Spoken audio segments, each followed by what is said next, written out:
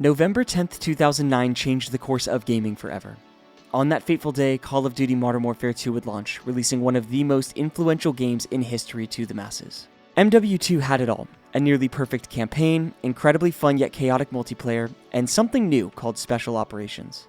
This new side mode was innovative, fun, and still holds up as one of the greatest Call of Duty side modes to this day. The missions were incredibly well designed, paired with the amazing gunplay system, and they gave you the option to play through it solo or cooperatively with one other person. Today, we are going to look into the most underrated side mode of all time, that is MW2 Spec Ops. Before we get into it though, if you like the video, please feel free to drop a like and subscribe to my channel for future Call of Duty videos. It really helps with the algorithm, so I greatly appreciate it. With that, let's take a look at the most underrated side mode in Call of Duty, Spec Ops.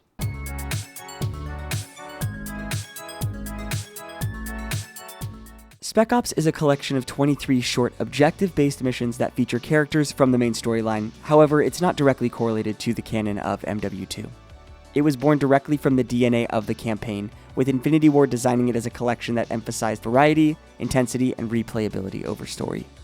Many of these missions were reimagined set pieces and reused assets from the main story, stripped down and refined into tight, challenge-based encounters. This mentality shaped Spec Ops into something more than just a side mode. It was an attempt to refine the best parts of Call of Duty's gameplay into a co-op format.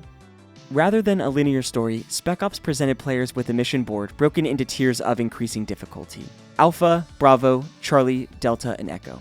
Each mission tested a different aspect of the player's skill set as well. Some demanded precision and stealth, others brute force or survival instincts. This fragmented approach gave the mode a unique pacing. It didn't require a complex narrative to keep players engaged. Instead, the satisfaction came from mastering each standalone challenge and earning stars to unlock more missions. In a time when co-op was often tacked on or underdeveloped, Spec Ops stood out as a thoughtfully crafted experience that respected both casual players and hardcore fans. What made Spec Ops especially compelling was how it repurposed familiar environments in new and creative ways. Maps from the campaign were transformed into an arena for tense standoffs, stealth infiltrations, or all-out battles, giving players a fresh perspective on locations they'd already fought through. For example, Breach and Clear took place in the same shower systems of the mission, the Gulag from the campaign, but flipped the pacing into an assault on crack and meth combined with a strict time limit. This clever reuse of assets wasn't just efficient for development's sake. It was immersive, reinforcing the feeling that Spec Ops existed in the same gritty universe as the campaign, but with its own unique identity. It blurred the line between single-player and multiplayer, offering a hybrid experience that felt fresh every time you jumped in. Compare this to the Zombies maps in World at War and Black Ops 1. Assets and areas from the campaign were reused, however, it was done in a way that felt like an entirely new experience. Unlike the modern-day reuse of assets that feels like I'm playing Warzone with zombies or Warzone with bots. This was when Call of Duty had distinct, unique identities for side modes that made the games perfect. This was when Call of Duty was in its golden era.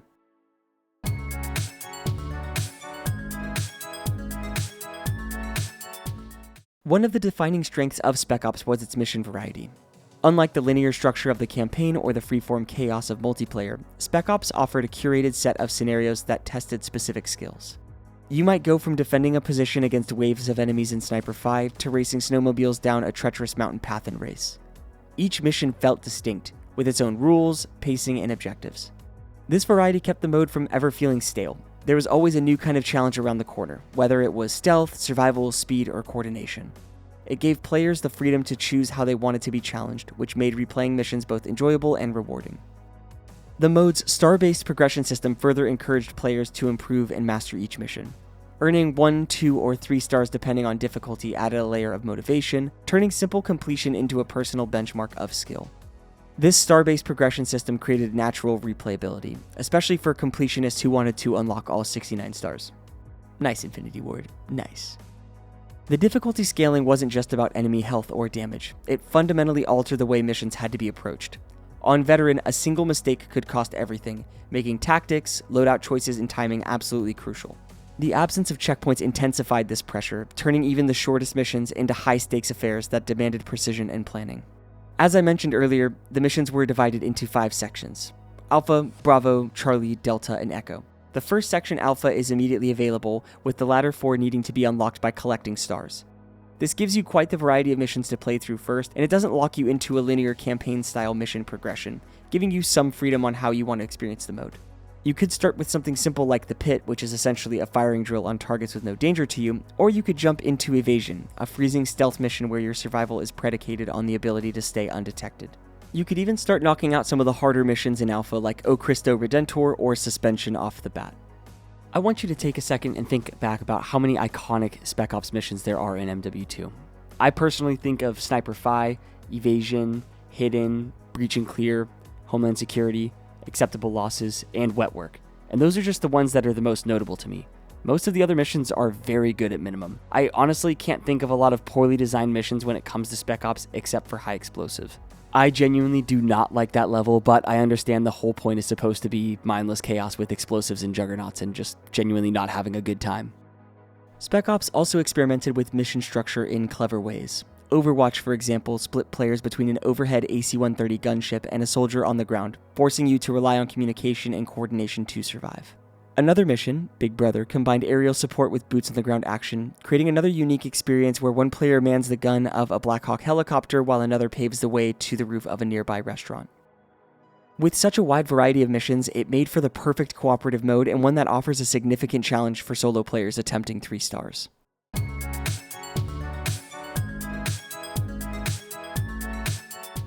While Spec Ops was designed with 2-player co-op in mind, it surprisingly held up well as a solo experience, though the difficulty ramped up significantly. Certain missions became brutal gauntlets when tackled alone, demanding perfect timing, strategic use of cover, and quick reflexes.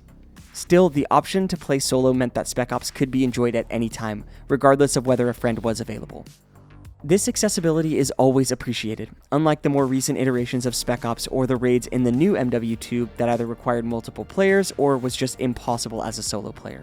Completing Veteran on Spec Ops missions solo in the OG MW2 was a real badge of honor, not something that could be easily breezed through. That said, co-op is where Spec Ops truly shined. The mode encouraged communication and synergy in ways that few shooters did at the time. Missions like Overwatch and Big Brother required 2 players to operate in 2 different roles simultaneously, one in the air providing the support while the other is on the ground executing the objective. These asymmetrical setups weren't just gimmicks, they created genuine interdependence. Success wasn't about who had the better aim or who was better at the game, but who could coordinate the best as a unit. It brought out a tactical side of Call of Duty that is often overlooked, transforming a fast-paced arcade shooter into a slower, more deliberate and thought-out cooperative experience.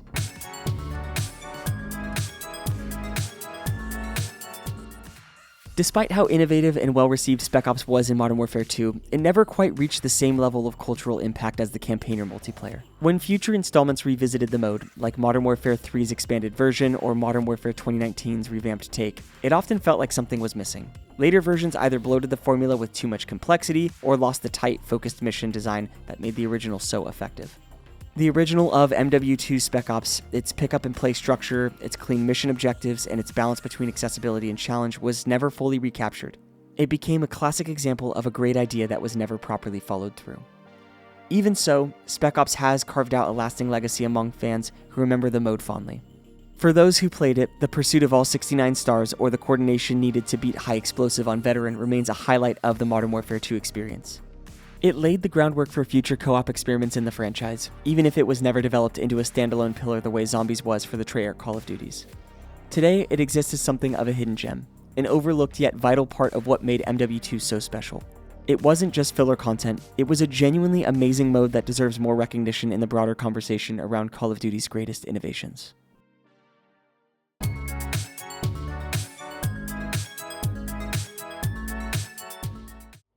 Spec Ops was more than just a side mode. It was a core part of Modern Warfare 2's identity. While it never became as iconic as multiplayer or the campaign, its design showcased Infinity Ward's ability to innovate within the FPS genre. For many players, it provided some of the most intense and memorable moments in the entire game. In hindsight, Spec Ops deserves to be remembered not as an extra feature, but as one of Modern Warfare 2's most daring and rewarding experiments. This is the most underrated mode in Call of Duty's history. But I'd love to know your thoughts on Spec Ops in the comments. Let me know if you hold it in the same regard as me, and if you'll go back to pick it up with an old friend soon.